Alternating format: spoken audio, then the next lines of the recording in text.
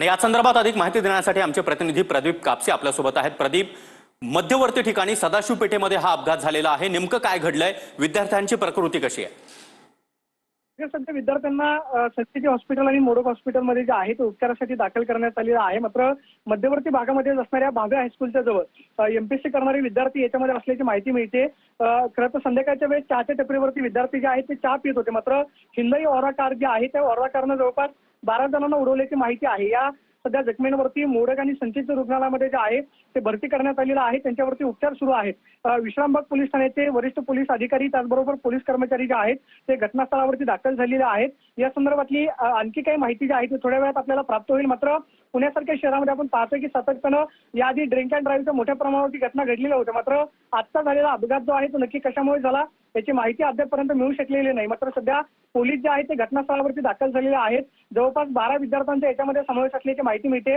पुण्यातलं भावे हायस्कूल हे खरं तर मध्यवर्ती ठिकाण आहे आणि सदाशिव पेठेसारख्याच ठिकाणी अशा पद्धतीनं घटना होणं त्यामुळे प्रश्नचिन्ह निर्माण झालेलं आहे। मात्र झालेला अपघात नक्की कशामुळे झालेला आहे याची माहिती काही वेळामध्ये स्पष्ट होईल। मात्र जवळपास 12 जण याच्यामध्ये जखमी झाल्याची माहिती मिळते आणि जखमींवरती संचित आणि मोडक हॉस्पिटलमध्ये उपचार सुरू आहेत।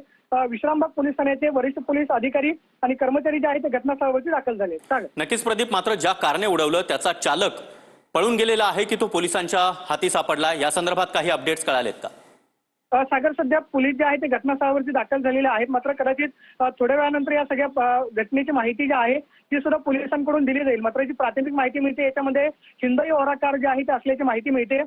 हे सगळे एमपीएससीचे विद्यार्थी होते। आपल्याला माहिती आहे की पुण्यातल्या मध्यवर्ती भागामध्ये एमपीएससी विद्यार्थी जे आहेत ते अभ्यासासाठी राज्याच्या वेगवेगळ्या भागातून येत असतात आणि सदाशिव पेठेसारख्या ठिकाणी मोठ्या प्रमाणावरती क्लास चालक आहेत, त्याचबरोबर क्लासेस जे आहेत ते मोठ्या प्रमाणावरती चालतात। त्यामुळे विद्यार्थ्यांचा राबता जो आहे तो या सगळ्या परिसरामध्ये असतो। मात्र एमपीएससीचे विद्यार्थी आणि त्याची संख्या जी आहे त्याचा निश्चित आकडा अजूनपर्यंत कळू शकलेला नाही। मात्र प्राथमिक जी माहिती मिळते 12 जणांच्या याच्यामध्ये समावेश आहे आणि पोलिसांकडून अधिकची माहिती थोड्या वेळात दिली जाईल। नक्कीच प्रदीप, त्यामुळे अधिक अपडेट्स आम्ही तुमच्याकडून घेऊ। धन्यवाद या माहितीसाठी।